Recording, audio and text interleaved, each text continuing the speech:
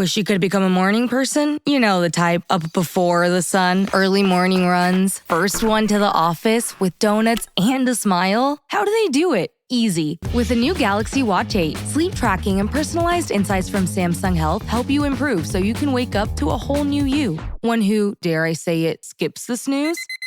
It's possible. Train your sleep with Galaxy Watch 8. Learn more at Samsung.com. Requires compatible Samsung Galaxy phone, Samsung Health app, and Samsung account. For a limited time at McDonald's, get a Big Mac extra value meal for $8. That means 2 all-beef patties, special sauce, lettuce, cheese, pickles, onions on a sesame seed bun, and medium fries, and a drink. We may need to change that jingle. Prices and participation may vary. This podcast is supported by FX's English Teacher. Last year's critically acclaimed series returns to follow Evan, Gwen, and Marky as they vie for their students' divided attention. See why Cosmopolitan called its premiere season a masterclass of comedy, while Glamour raved it's the year's funniest and most heartwarming new comedy series. FX's English Teacher, all new Thursdays on FX. All episodes now streaming on Hulu. This episode is brought to you by Nespresso and Samra Origins by the Weekend Coffee Collection. Introducing Samra Origins. My collaboration with Nespresso is a connection to my roots, to my mother, Samra. Coffee that hits the right notes. It transports you. Crafted with unique notes and bold soaring flavors. Experience a taste that moves you. Nespresso and Samra Origins. Discover more at Nespresso.com. The family that vacations together stays together. At least, that was the plan. Except now, the Dastardly desk clerk is saying he can't confirm your connecting rooms. Wait, what? That's right, ma'am. You have rooms 201 and 709. No, we cannot be 5 floors away from our kids. The doors have double locks. They'll be fine. When you want connecting rooms confirmed before you arrive, it matters where you stay. Welcome to Hilton. I see your connecting rooms are already confirmed. Hilton, for the stay. We at Pack Your Knives love to draft, so much so that we decided to draft Top Chef contestants live on the podcast. Drafting is the best, and if you're into fantasy sports, I got a stat for you. Did you know that your chances of winning on draft are 80% better than on salary cap sites? That's why Draft is my favorite fantasy site. No more getting crushed by the pros. And it's not just me, more than 1 million people that have already downloaded Draft too. Play in a real live NBA draft right now and be done in under 5 minutes. Get paid out the very next day. Drafts are filling every second, so you can join one whenever you want. All new players get a free entry into a real money draft when you make your first deposit. But make sure to use my promo code HEALTHY, HEALTHY, HEALTHY. That's right, play in a real money draft for free just by using my promo code HEALTHY. But it gets even better. Draft is so sure you'll love it that they're even offering Pack Your Knives listeners a money-back guarantee of up to $100. Just search Draft in your app store or go to draft.com and play free right now with promo code HEALTHY.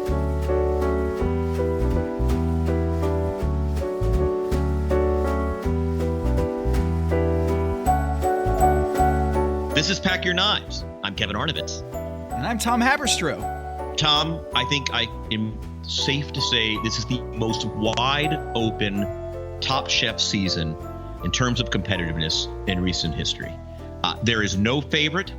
4 of the 5 Elimination Challenge winners finished in the bottom 3 the previous week. I don't know what your analytics are showing, but I don't know who the hell is going to win this thing. There is no one who has separated themselves from the field. In my analytics here, just in terms of the fantasy point system that we have, by the way, the 20 points. If you win the Top Chef Elimination Challenge, you get 10 points. If you are in the top 3, in the bottom 3, you get -3. And then if you're eliminated, you get -5.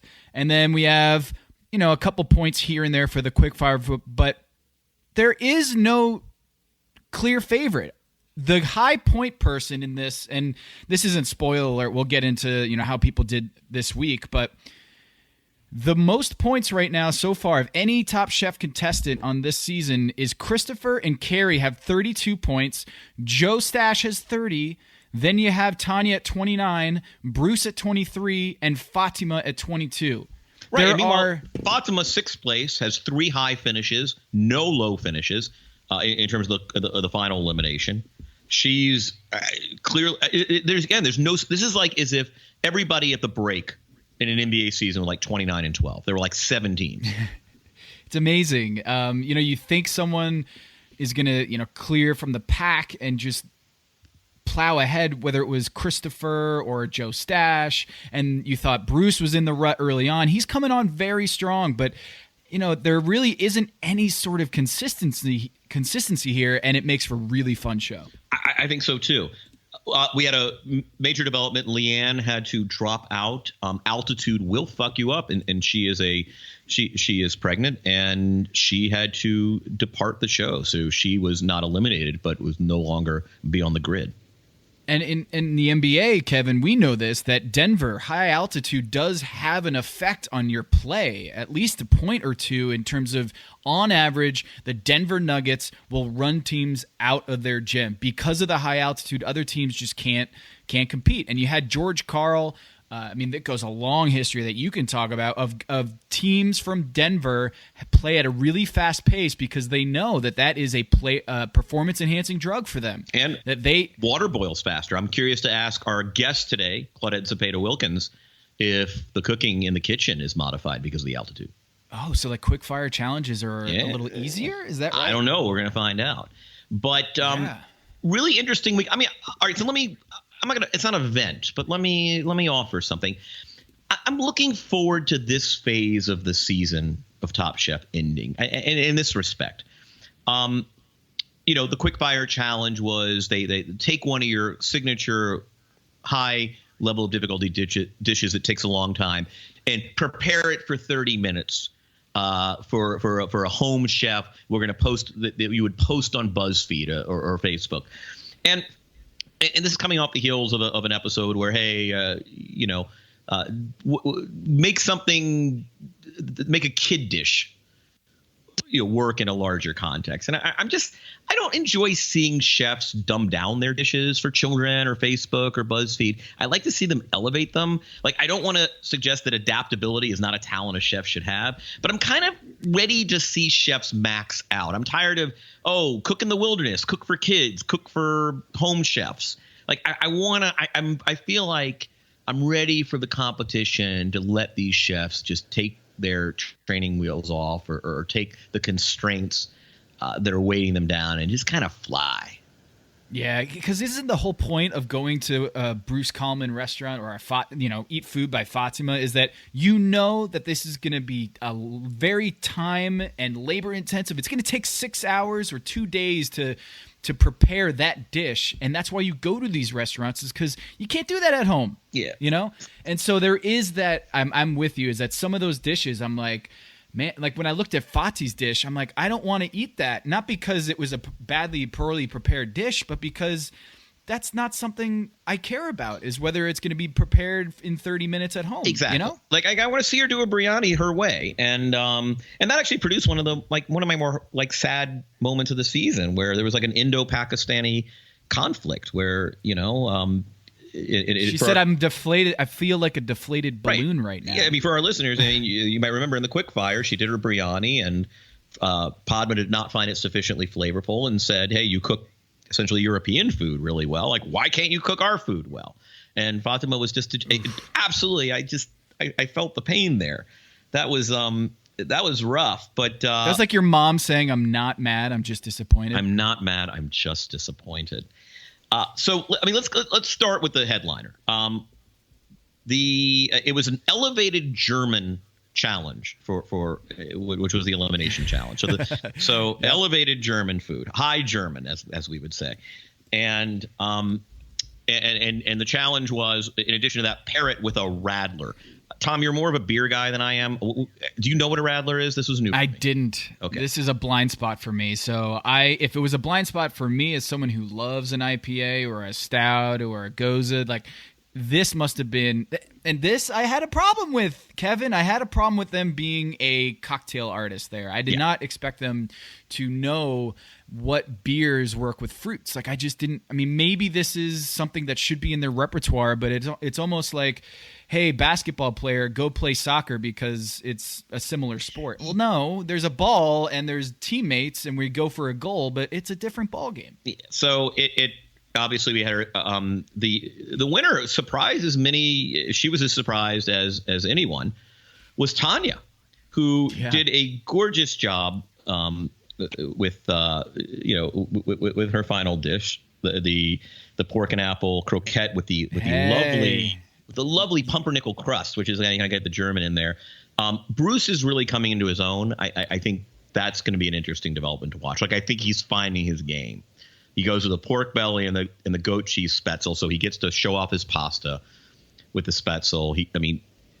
Did you catch him earlier? I think he fixed it, but he called it like a spätzle. I don't. What the hell do I know? I mean, I'm not. My Teutonic linguistic skills are pretty limited. So, but I want to say that Bruce was smart. Is that I think he had the switch a couple episodes ago where he said, "I am going to cook my food. I am not going to try to be someone else. I am not going to try to do something that I'm not comfortable doing." He's cooking his food right now. So when he did the Italian version of a German dish, I thought that was very smart by Bruce, and it's paying big dividends. And I thought that was the general theme of both the successes and the failures. I mean, so we lost Brother Luck this week. I lost Brother Luck from my team.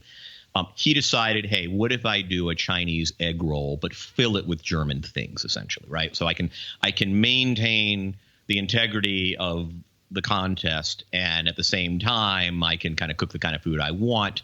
It turned out, and God, we got to get Brother Luck on the show to talk about his life story. I am fascinated that his hippie Creole dad and hippie mom that essentially lived most of their lives in Asia as what, like doing floor shows. I think it was exotic dancers. Both of his parents were exotic dancers, and they named their son Brother Luck. But basically Asia is kind of where they spent much of their time, so he's kind of rooted in Asian cuisine, and he lost, and it was a gamble, and he kind of passed it off as, look, I gotta maintain my integrity.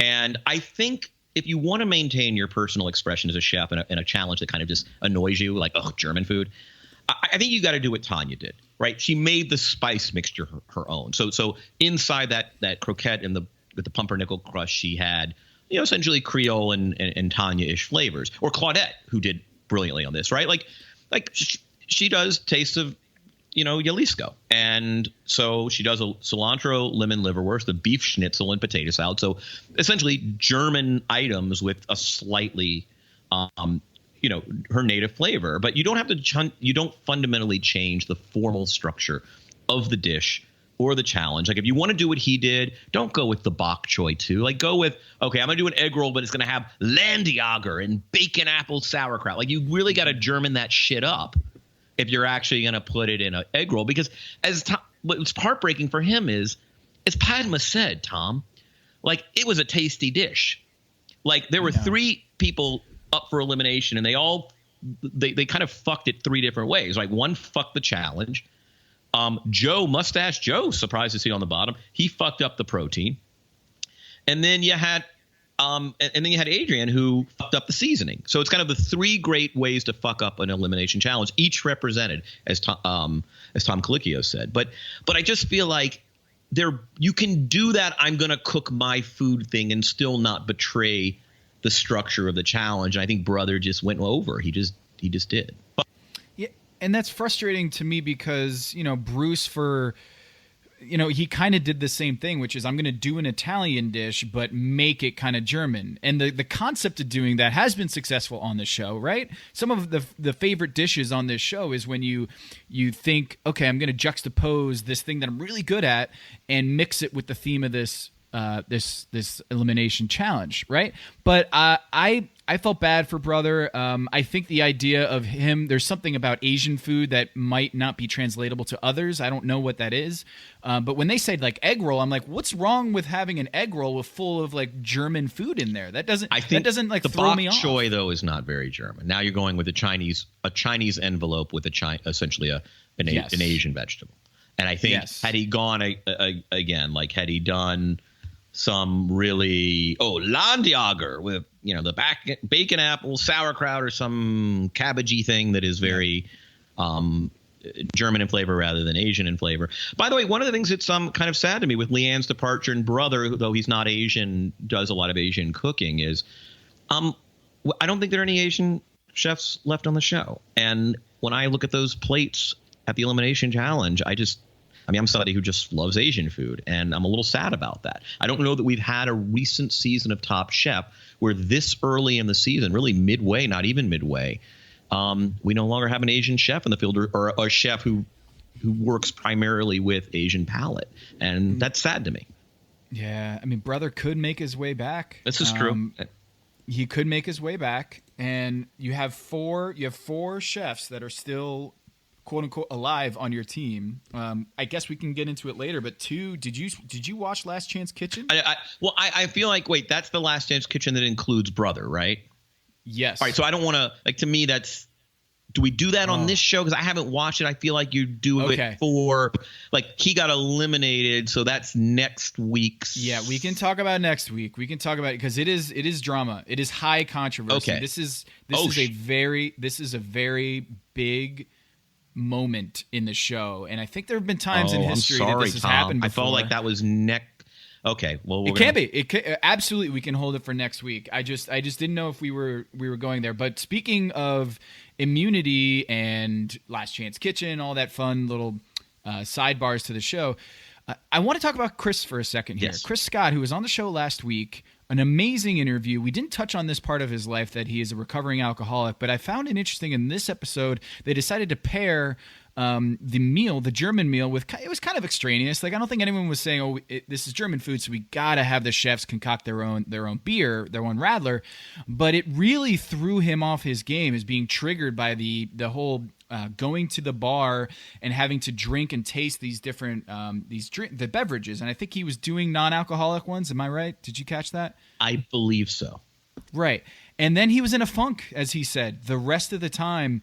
But he kind of validated himself in this moment. Keegan, the guest judge, came to his table at the Elimination Challenge, and his dish wasn't all that great. But Chris had immunity, right? And so the guy, Keegan, just looks at his sausage slider, and he eats it, and he just says it was very dry.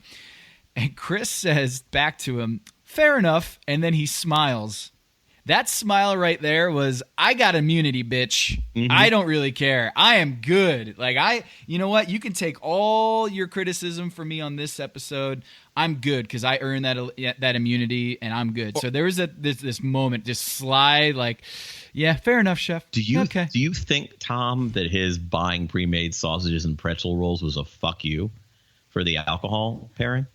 Wow. Now that is a conspiracy theory. You're going to put me in this position where you're really going to, hey, we know we're chefs, right? We know we've signed up for this competition. We're going to be forced to camp in 35-degree weather in feet of snow.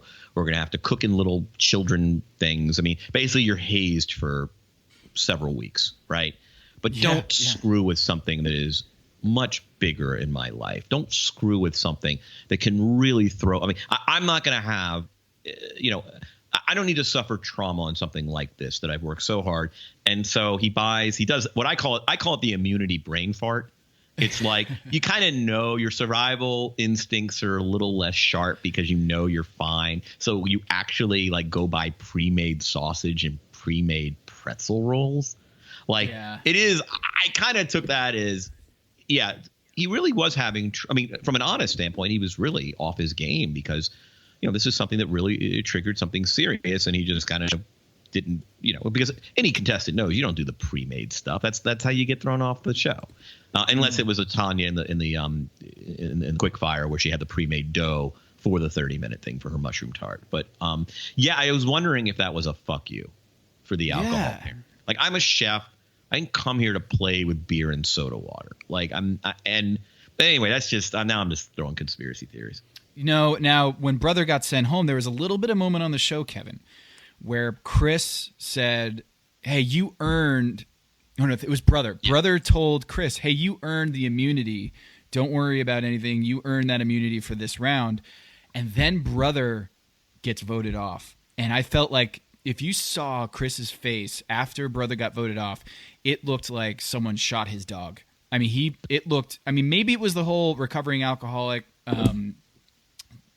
Combined with the fact that Brother got voted off after he beat Brother to get that immunity, but it was it was sad. It was sad to see. And brother was such a big part of that show. And I think in terms of his charisma, he's generally a big guy, and there's a big guy theme in this season. But Chris just looked. It was a rough week for Chris. I'm glad we talked to him last week because things were a little bit brighter for him. But this was a tough one for him. Yeah, and he is sitting with. I mean, in your point system, he's got 2 high finishes, 1 win. So 3 out of 6 weeks he's been at the judges' table, being showered with compliments. He's got 2 bottom 3 plus this week, which was no great shakes. I'm shocked he didn't. Well, I guess you don't bring anybody on the bottom 3 if they have immunity. But they didn't do that whole thing where you're lucky you have immunity, mister. But they could have, but maybe they did say that and it was edited out. But he's right up at the top. There's a chef I'm conflicted about, which is Adrian. She's missing free throws, Tom. She's nailing her proteins. You see the presentation.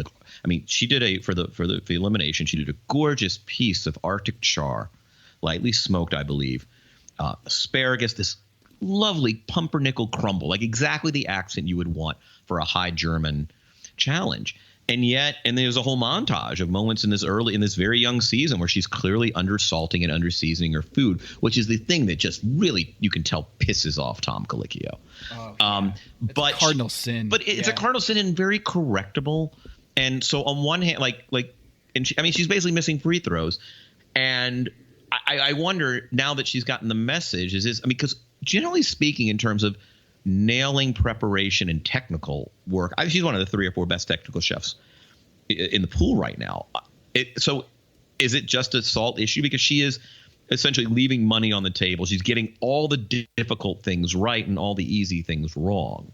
And I still think she has a lot of talent, though. When I look at the grid, she's got 4 lows and 2 middles in the elimination challenge. And I don't know. I mean, she's won, I think, she won where is she? I'm doing my work here. She won the Little People Challenge, but she's I'm sure, just very low on your standings list. I would assume she's last of 9. She's still in the negative. Yeah, she's still in the negative. Yeah. She's not doing so good. She's actually the lowest scorer of the remaining contestants, but I do feel like you're right, is that she is a little bit of a buy low candidate because of the fact that there is a very correctable mistake that she's having every time. She's just under seasoning. And there was a really fascinating quote that she had that the chef that she worked under said that if it tastes good and seasoned to you, it's probably too salty for guests. And Tom just lost his shit. Whoever told you that advice, just forget it. Yeah. You have 5 players left. I have 4 players left. We're kind of at the midway. Basically, we're at the trade deadline, and I just wonder, Tom. I mean, I'm calling you. You're a GM. I'm a GM, and I'm making calls. Who's available on your roster? Look, Joe Stash is not available on my roster. What do you mean he's not available? He's. All right. You have to absolutely blow me over with an offer. He is my. I'm not going to say Giannis. He's not my Giannis, but he might be my Porzingis. All right. Well, let me ask you a question. If I put Fatima in play, now we're talking. If you have I'm not ready to do it, but I want to start constructing some. I mean, here's the question: Fatima or Joe? Who you got? Who you got? Oh, I think it's Joe.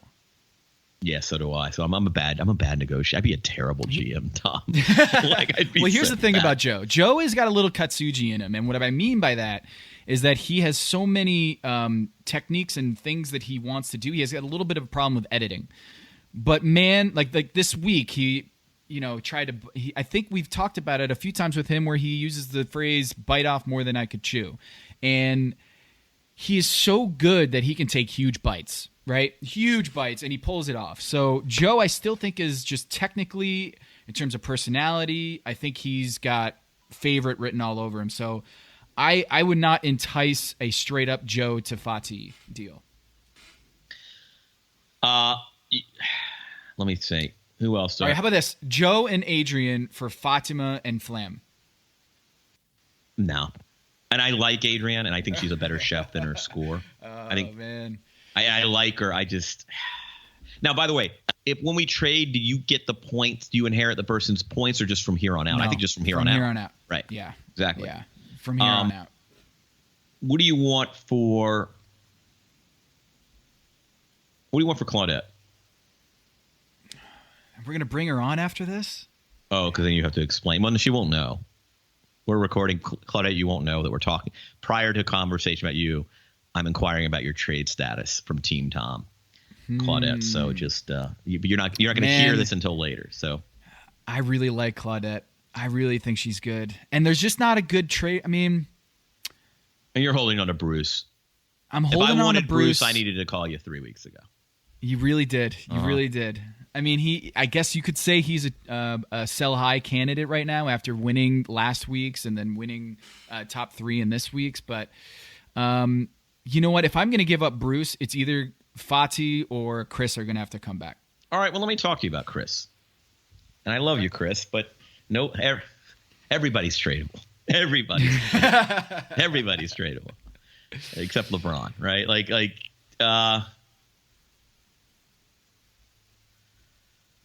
I will trade you. All right, go ahead. Would you do Claudette for Chris? Ooh.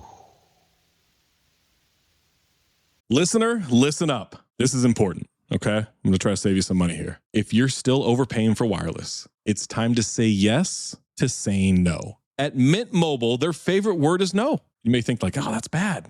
No contracts, no monthly bills, no overages, no hidden fees, no BS. Here's why I said yes to making the switch and getting premium wireless for $15 a month. You heard that correctly. $15 per month. Ditch overpriced wireless and the jaw-dropping monthly bills. And of course, there are all these hidden fees and stuff, but at Mint Mobile, plans start at $15 per month. All the plans come with high-speed data, unlimited talk and text. You're not doing like weekend and nighttime minutes or anything like that. And it's delivered on the nation's largest 5G network. Use your own phone. Don't have to get a new phone. Use your own phone with any Mint Mobile plan and bring your phone number along with all of your existing contacts.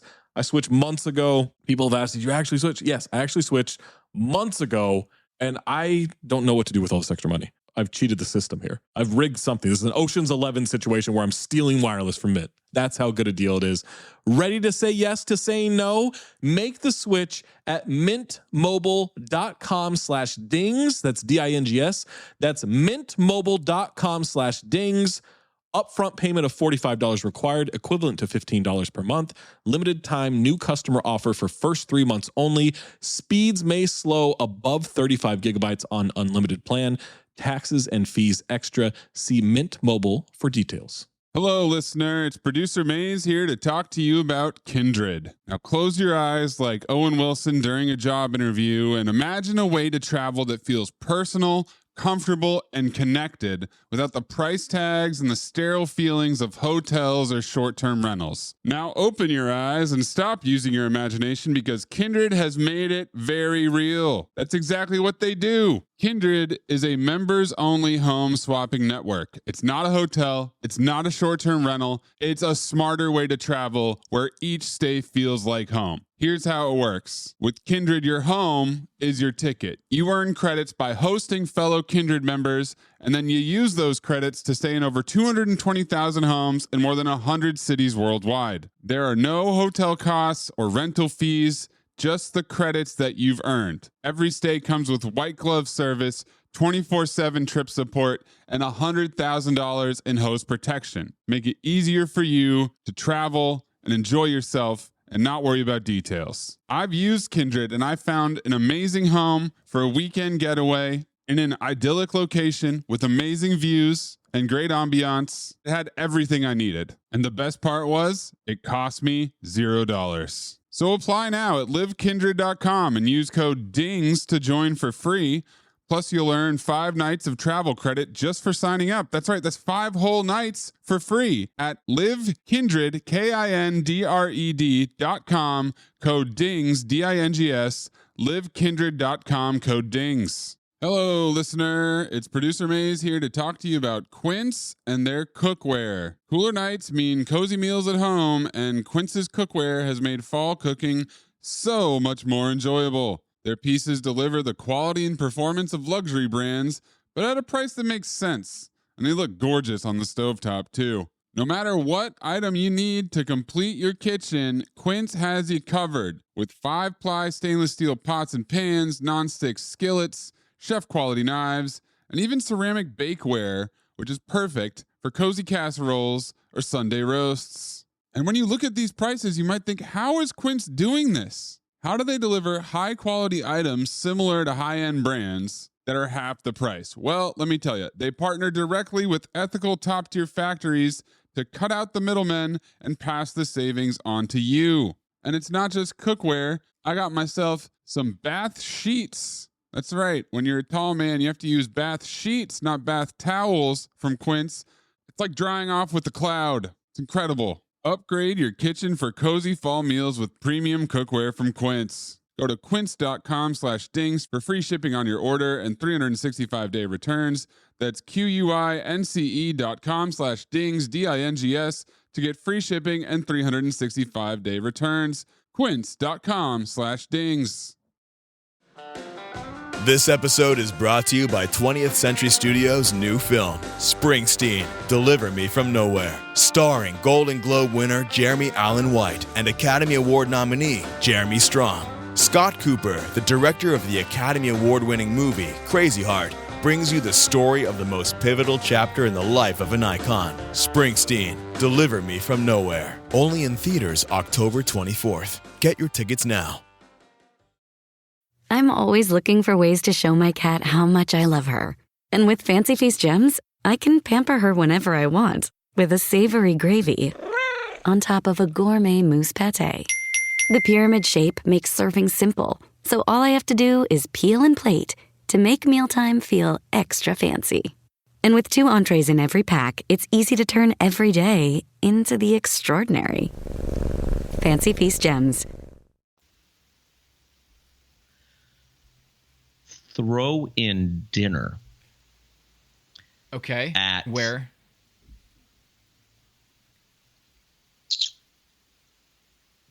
Dinner at Mustache Joe's joint, which I haven't been to, in Beverly Center.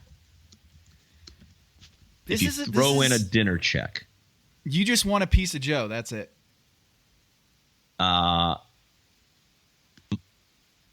Yeah. I mean, I just think.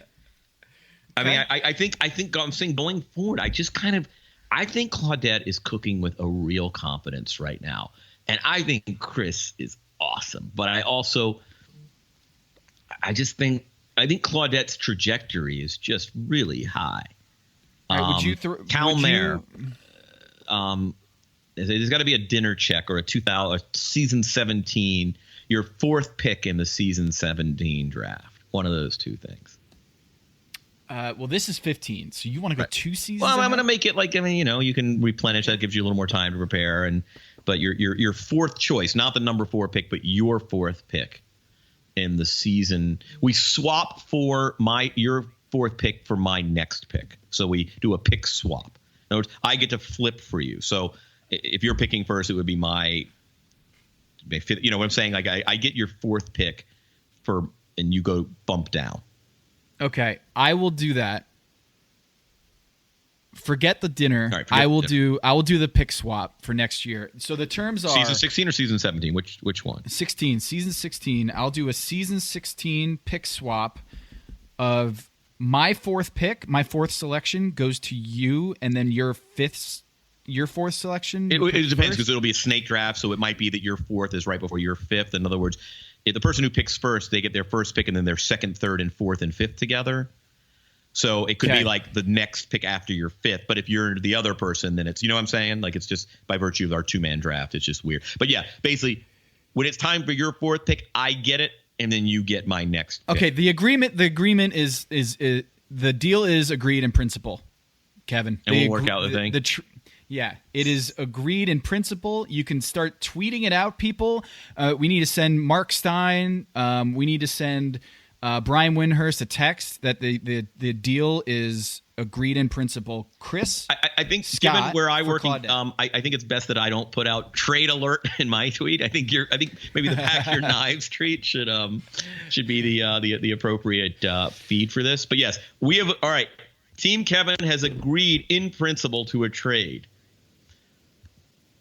We are sending Chef Chris Scott to Team Tom in exchange for Chef Claudette Zepeda-Wilkins and rights to a pick swap with Team Tom for his 4th pick for the season 16 draft in exchange for my following pick. Yep. Done. You want to make the trade call? Somebody call the league. Somebody call the league. Get the league on the phone. I'll call the league. Get the trade call. Oh, wow, that was exhilarating. You know what? You can tweet that shit out now. I feel this is hard because I feel like Claudette was one of my big draft picks and she was coming in strong recently. So I feel bad about this, but we should bring her on. I think it's time to bring on Claudette. If you have any stray thoughts here, maybe we bring in Claudette. I think do you want now when she comes in? Do you want to talk about? Do you want this to be made public knowledge? Oh man, we kind of have to. I think we have to. All right, let's bring her in, Tom. Coming up really shortly, Claudette Zepeda-Wilkins, chef from season 15.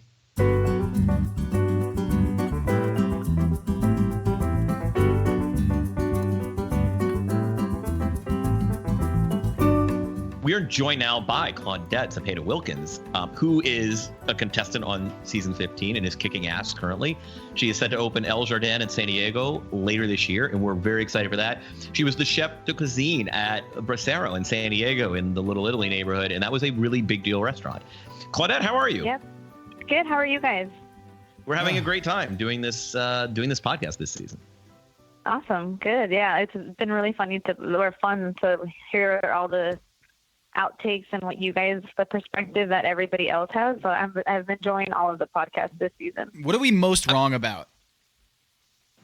You guys hit it on the nail on the head on the first one or I think it was episode 2 where you kind of did the draft. I haven't listened to this week, so I haven't even watched the episode either. I have just had a really busy week, but you're pretty much spot on. Some things here and there. I think it was Kevin that said that I was going to be the asshole this season. No, that was Tom. Tom me. said you were going to be. I said you're going to be the truth teller. Well, it's the same thing. It's the same thing, Kevin. And Claudette, being an asshole requires you to be the truth teller. Yeah. I think, Kevin, you said I was going to be the Greek, what is it? Greek chorus. I think you would kind of, the voice of the Greek chorus. Yeah. You are a trash talker, though. That is undeniable. You were talking some shit on television about your fellow chefs. Is it in the spirit of competition? Is it in sort of a Draymond Green kind of way? Like what's going on? Absolutely. I grew up with nothing but brothers. So trash talking is an art. Haters gonna hate all those, hashtags or whatever. But I grew up with boys. I grew up with sports. I grew up with heckling each other. So for me, it's funny. Some people, I've gotten hate mail for people watching the show and being really disappointed, quote unquote, on me. But actually, to me, it's still funny because we all have such a great relationship off the show, and even off camera and everything. So it's a show. It's a reality show. It's a game. It's a competition. There are winners and there are losers. How boring would it be if everyone was super PC and said, "Oh my God, I hope everyone wins. Everyone gets a trophy." No, that's not the real world. I want to talk about regional cuisine in Mexico really quick because one of the things that I learned just kind of living in Southern California for 20 years now is saying Mexican food is about as precise as saying American food. I don't know that there's a country where regional cooking is more distinct from province to province than Mexico. Guadalajara, Jaliscan food is completely different from Yucatan food. The fact that we would just consider them under one umbrella is kind of ridiculous. There's also a Jaliscan place I love here, and actually it's in Bell, California, called La Casita Mexicana. That I love with a couple of chefs. But Jaliscan food is decidedly different than what most people in our country know as, quote, Mexican food, right?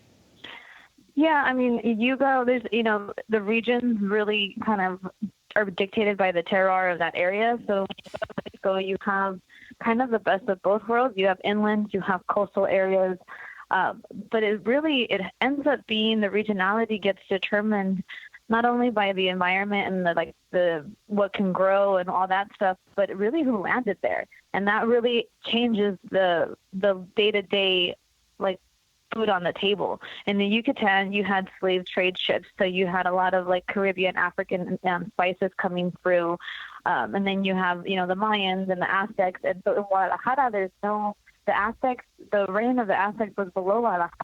So the indigenous tribes of Jalisco and Nayarit are the Huicholes. So they have their magic, but it's one of the most. It's known, but not known for their cuisine. The Huicholes are known for their art.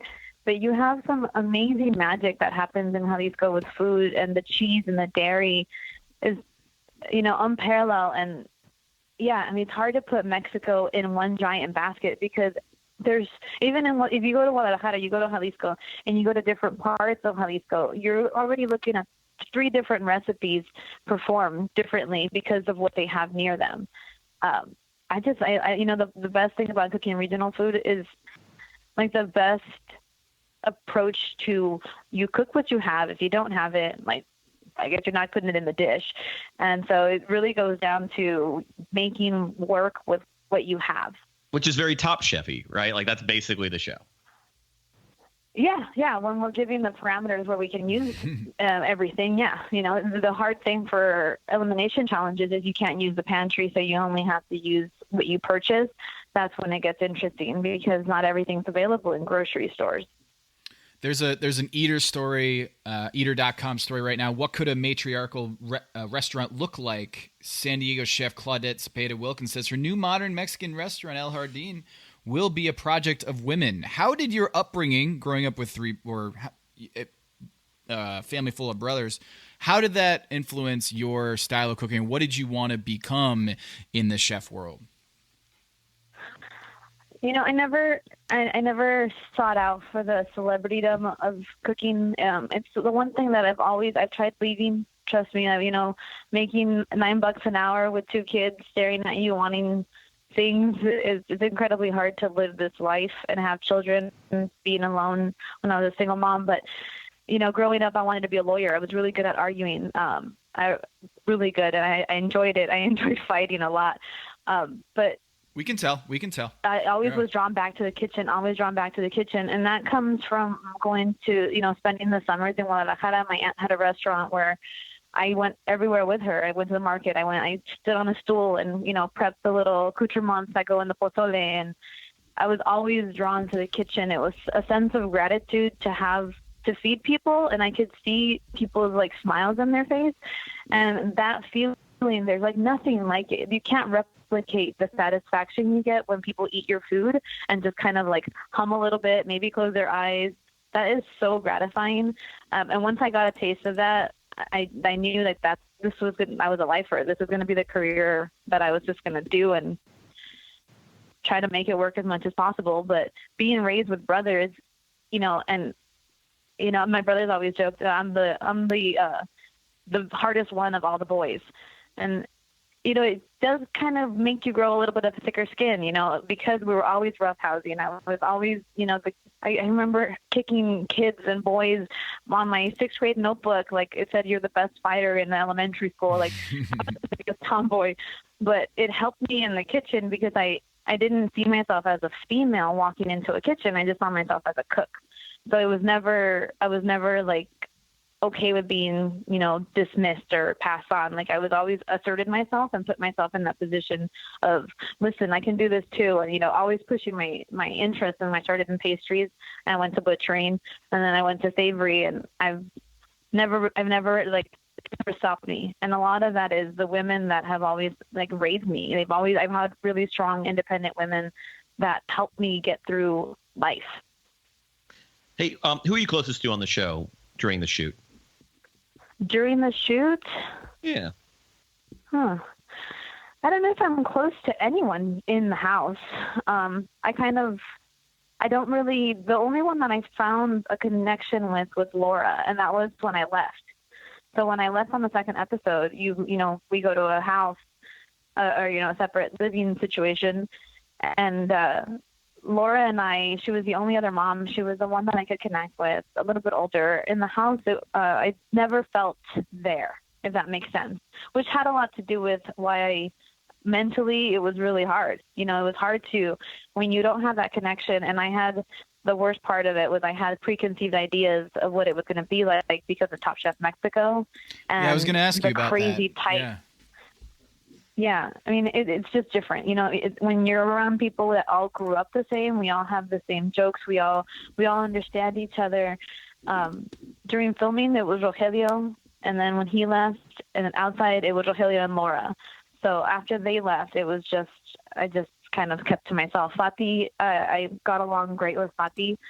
But, it is what it is. What I is knew different? that it wasn't going to be. I'm sorry? What is different with Top Chef Mexico and is it just the cultural differences between, you're going to Top Chef, the original, where it's just people from all different backgrounds, areas, different cuisine, but is it just culturally you just didn't hit it off with the people like you did at Top Chef Mexico? Yeah. And it was at first it's like, oh, maybe it's me, maybe they don't like me. And then you kind of revert to being that like insecure person. At least for me, it's like, I don't know if it's me, like maybe it's me. And I don't know, it just started messing with my head a little bit, but I try to get out of it. I don't drink very much. So that I don't have that commonality with a lot of, industry people. I don't drink because I don't drink at home. I've tried to never bring alcohol in my house with my kids.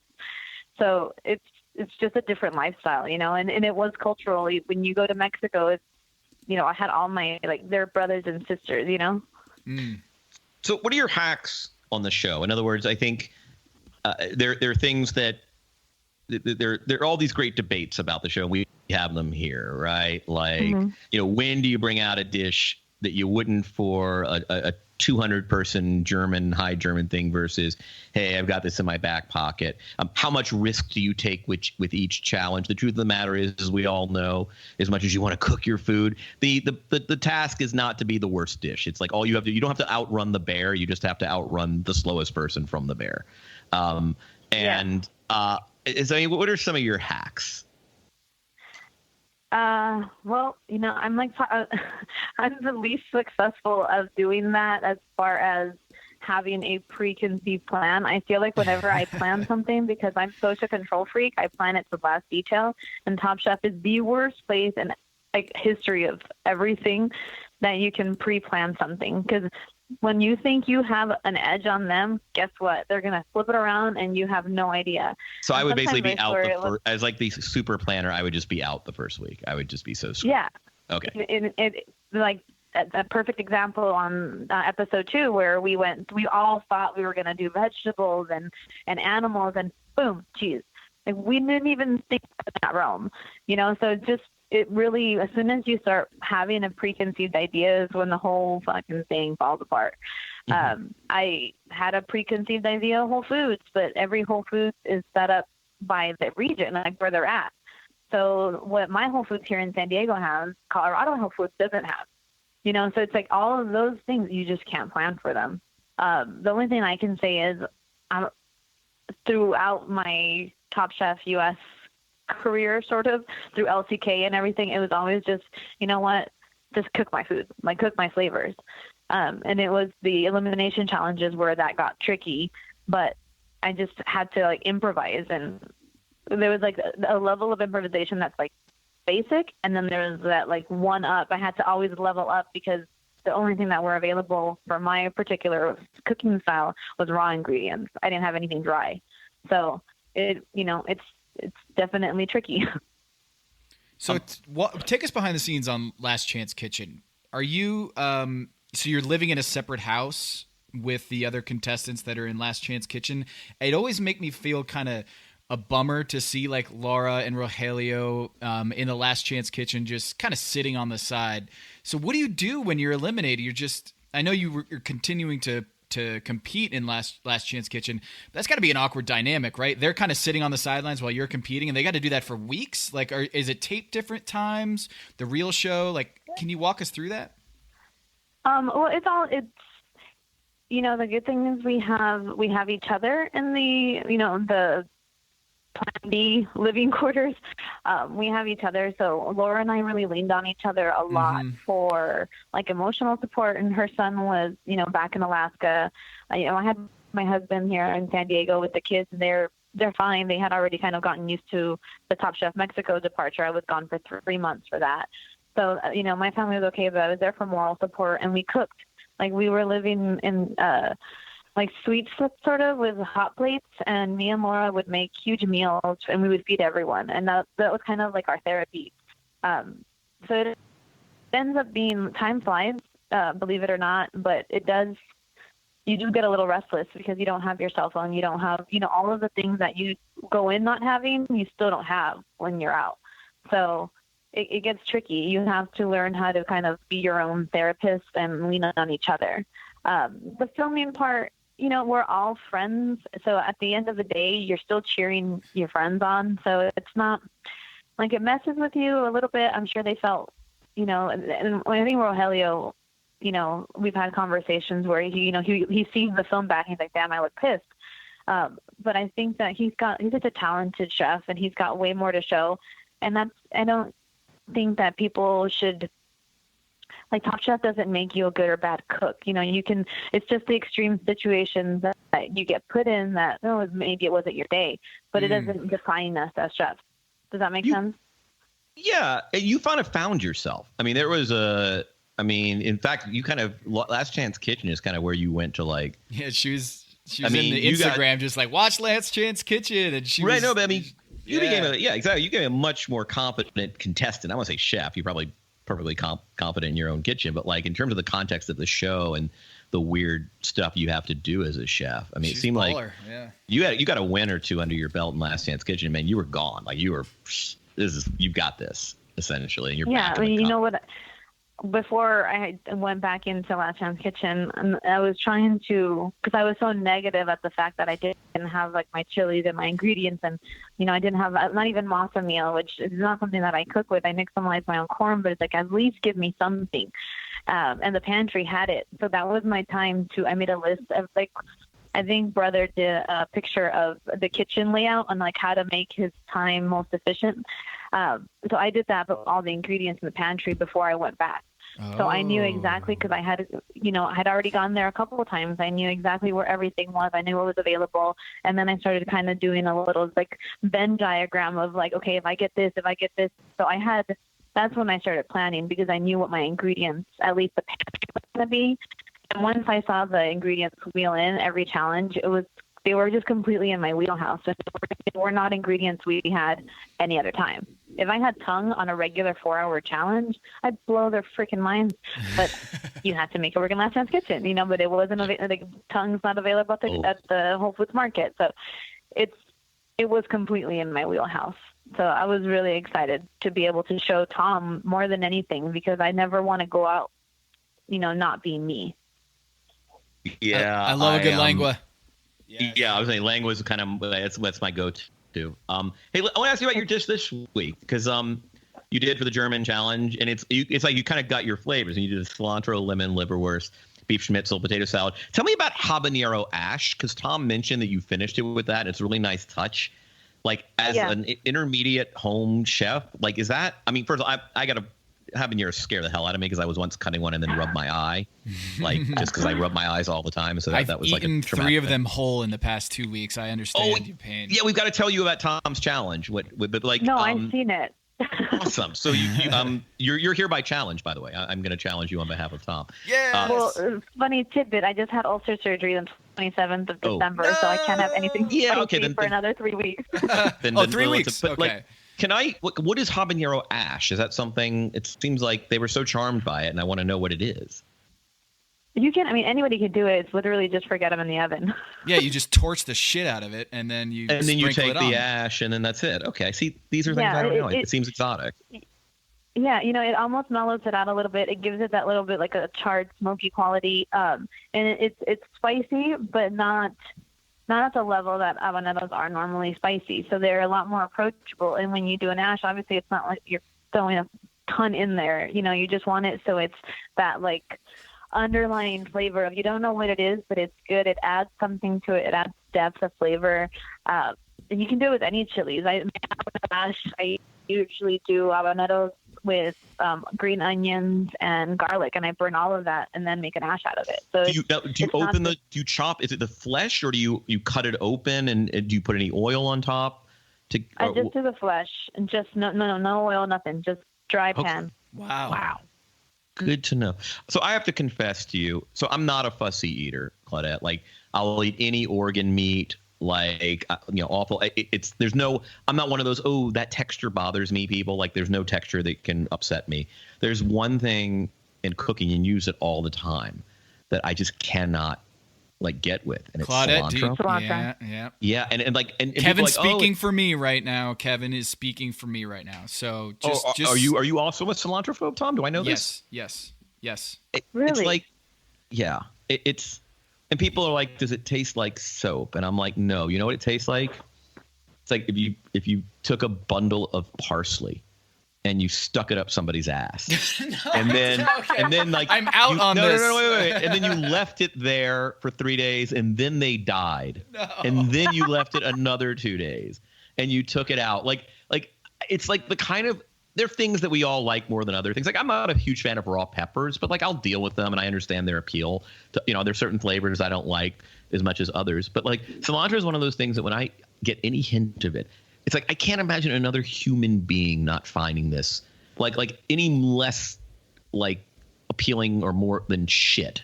We all agree that it's that bad, and it really hurts me because so many chefs like you, especially living in Southern California, I love regional Mexican cuisine, and it's everywhere. I love so much Asian flavor, especially in Thailand, Vietnam, and I can't fucking tolerate it. So how often do you get? Hey, do you eat it? I'm sorry? Do you eat it at all? No, I mean, I avoid it like the plague. I just ask a lot in restaurants, does it have it? I never ask for the substitute. One of the things I always respect with you guys is I'm a fan of no substitutions in this institution. I am a believer that you don't go in and tell the chef, well, can you do it this way? That you guys put so much thought and care and love and planning and thought into that dish. I don't want to. I do need to know if it has it, because I'll just not consider it. But I never ask unless it's a garnish. There's this place I go for whole baked Vietnamese fish, and they garnish it all top. They sprinkle a ton of it, and I'm just like, hey, just leave that off, and it's no problem. But I would never ask you at El Jardin, oh, hey, just tell the chef I don't like cilantro. Now, if they ask, do you have allergies? I don't say it's an allergy because I don't want to. It's not going to hurt. I'm not going to die. I will say, I don't care for cilantro, but I don't want to impose on the kitchen. That's what I say. Yeah. I actually, it would happen. It happens more than you think. It's really funny. At Bracero, we would get a lot of cilantro, onion, and garlic allergies. And I would just look at the server and we're going to kill them if they walk in here, because something has breathed on something that is related to the allium family or the cilantro family. So, if it's a legit allergy, no, we can't serve them, because I never know, it's cilantro, you're chopping cilantro, then chopping onions, and then you put it in, you're screwed, you're dead. But 9 times out of 10, it's just an aversion to it. And then as soon as you started saying, well, kind of everything has this, people then, backtrack. Oh, well, okay, I can have it. Or if it's cooked. Screw the onion and garlic people. I think so. Hey, what's the most annoying request you get from server? When you're in the kitchen and a server, what just is oh, Jesus fucking Christ. How are we going to deal with this? Do you have any of those that just annoy the hell out of you? What we know what annoys us about restaurants. What annoys restaurants about customers? It's the people that don't have open minds, that want to create their own menu, and that's, you do it. I've learned to have a little bit more grace and not flash out on even the servers that come ask, the idiotic questions. But I feel like diners, when they go to a restaurant, well, they know that they're going to a restaurant.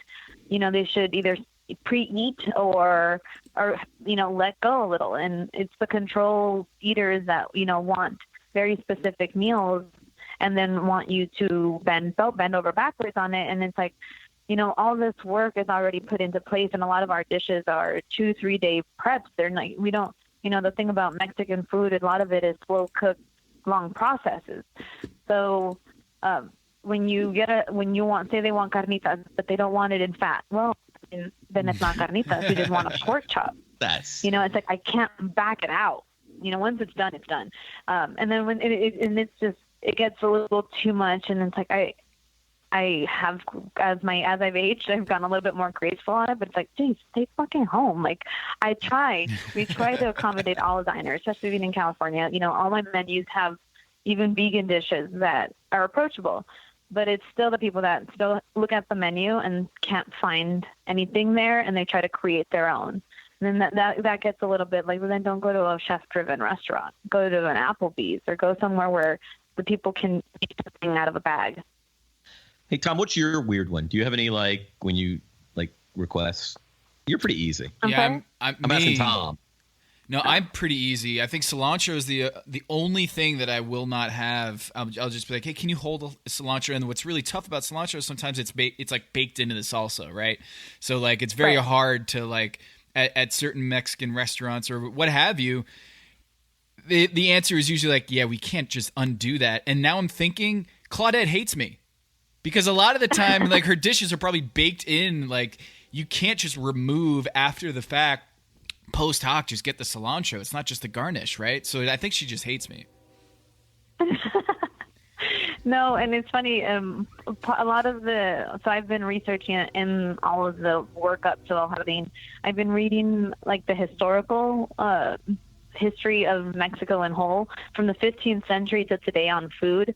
And I have one salsa on the menu that is a pre-Hispanic salsa, so it doesn't have onions, it doesn't have cilantro. It only has the things that were in Mexico during the pre-Hispanic era.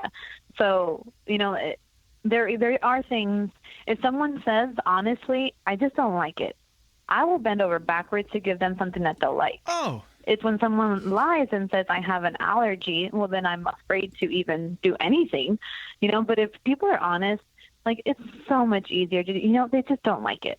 Okay, I can live with that. As a grown-up, I know that I have the things I don't like. If someone was just honest and says, I just can't eat it. Okay, perfect. I can work with that. I can work with honesty. So I'm, Thomas Keller said it best. If someone comes into my restaurant and orders sweet potato fries, it's my job to get them sweet potato fries. You want cornflakes? I'll run to the store and get you cornflakes. I'm still going to charge you $200, but I'll give you cornflakes. So I can accommodate rational adults. It's the people that try to get around by lying about allergies, which is, I think it's so irresponsible. It's like saying your cute dog is your service dog. It really, at least lessens the ability for other people to actually bring service dogs and me to believe them. So you sort of see the service otters, and then there's some really crazy things, and yeah.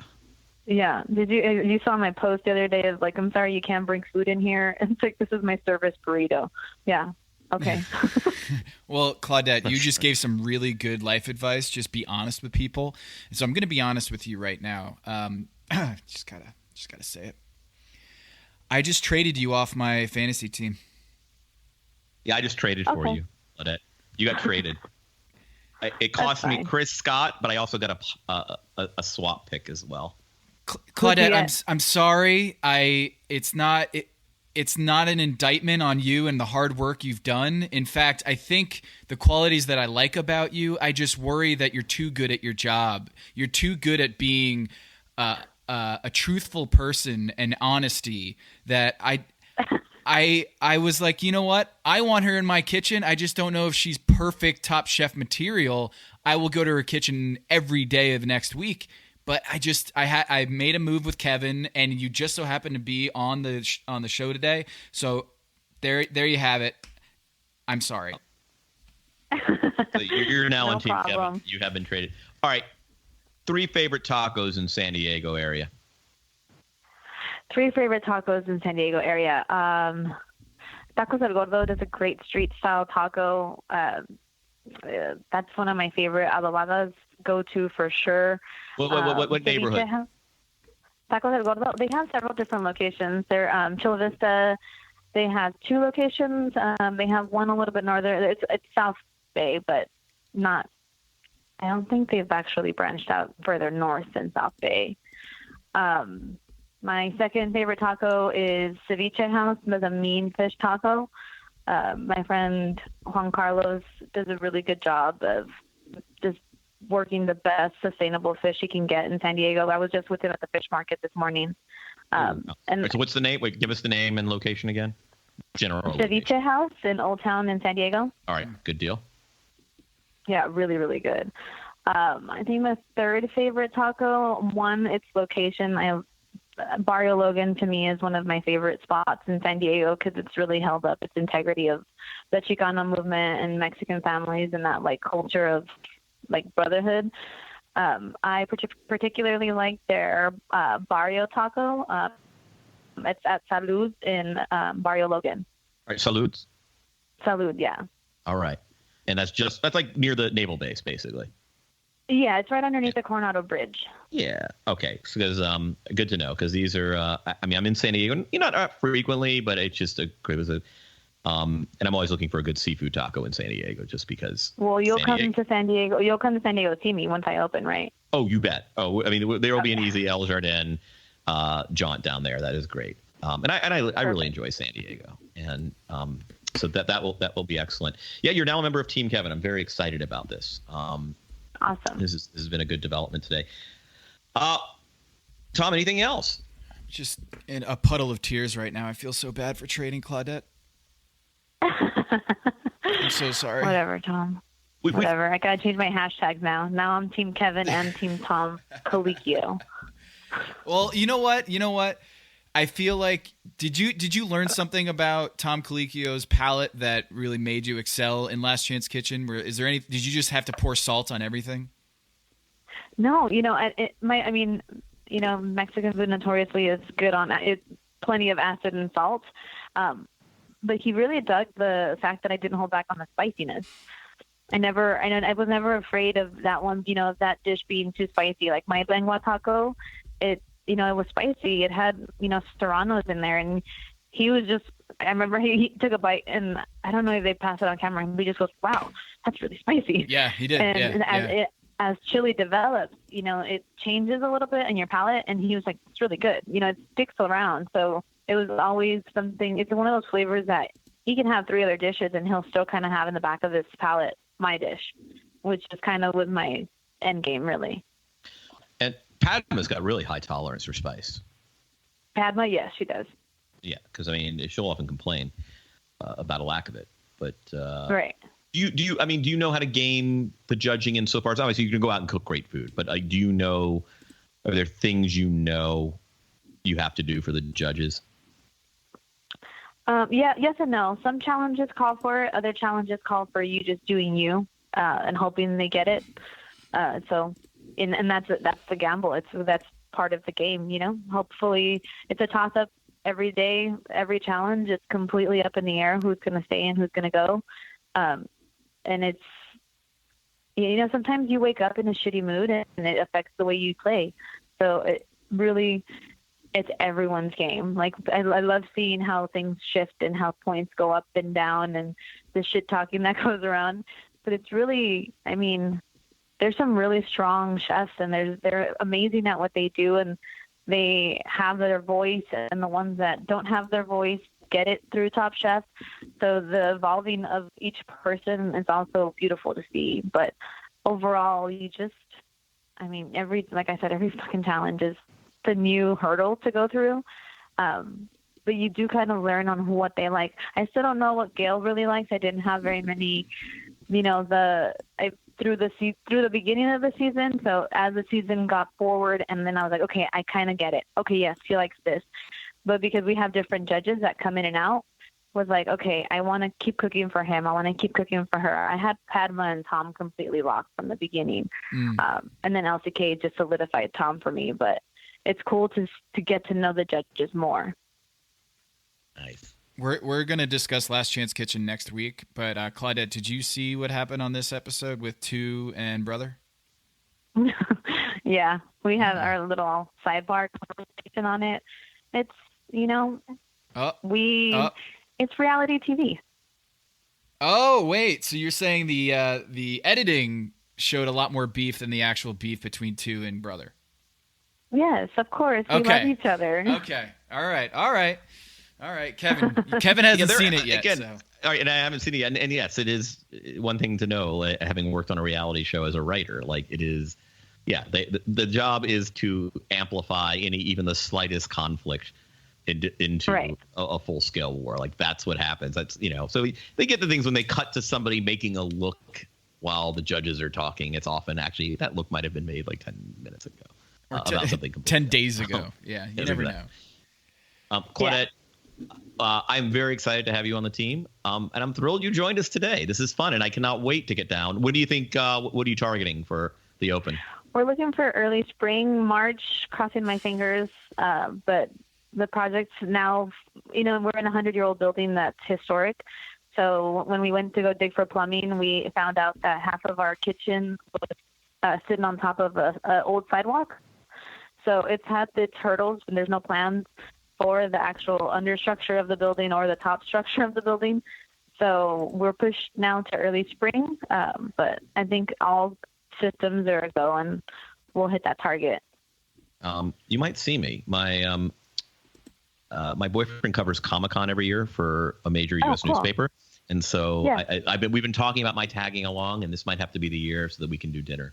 I'm afraid to go. Yeah, I'll even make you a special menu, no cilantro for you. Yeah, but I don't want to be. All right, for me, yes, okay. I won't say no, but I also feel guilty making you say yes. I'll just highlight the things that you can eat.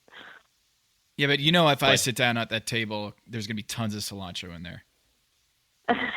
Just a bouquet of it. Yeah. It's going to be the centerpiece in that table. And then, I'm going to wash my hands. The soap is just going to be cilantro soap. And, just everything. Like, there's a candle on my table that is just burning cilantro. Yeah. Oh, I'm not that hateful. Come on, guys. Okay. It's just a show. It's how it's edited. I'm not that mean. No, I said you were a truth teller. I didn't even think you were an asshole. I thought you were a truth teller. That was my thing. Oh, that was fun. Thank you, Claudette. Thank you for having me. All right, well, we'll have to. I wish we had another 6 years of this show because I'd love to have her back on. So thank you so much. And thank you for the 4 points you gave me this season. Thank you so much for those. No problem. You guys should have given points for Last Chance Kitchen. I kept telling you. You know what? Listen. It was an oversight by ours. We're going to do it for next season. We're going to have Last Chance Kitchen points. You have to. I mean, the game completely changes. Yeah. You okay with that, Kevin? I'm okay with that. Okay. I've deferred all point system final decisions to you. Oh, by the way, you're right now, as it stands, Claudette, you can hear this too. Team Kevin, you are joining a winning team. Team Kevin has 108 points, and my team has 77. So Kevin is in the lead. And right now, Claudette, we don't feel like there's a heavy favorite in this competition. The point system that we developed reflects that there really isn't anyone who is head and shoulders above the rest. So we're really excited for the rest of the season. Yeah, I think so far we've broken every stereotype of Top Chef previous cast, right? Yeah, tell Tyler Anderson and me. Yeah. Yeah, whoever wins the first elimination challenge is destined to be the winner and the next president of the United States. And sure enough, that was totally false. So. Oh, God. Yeah. I can't imagine Tyler as the president. Good call. Well, Claudette, thank you so much. And we'll have you on at some point. I would love to have just a big group Top Chef contestant podcast. That'd be a lot of fun. That would be fun. That would be really cool. You'd have to make it a 2-hour special. We got a lot of things to say. Well, thanks for coming on and saying them. And we'll talk to you soon. All right. Sounds good. Thanks, guys. Thanks. This is Pack Your Knives.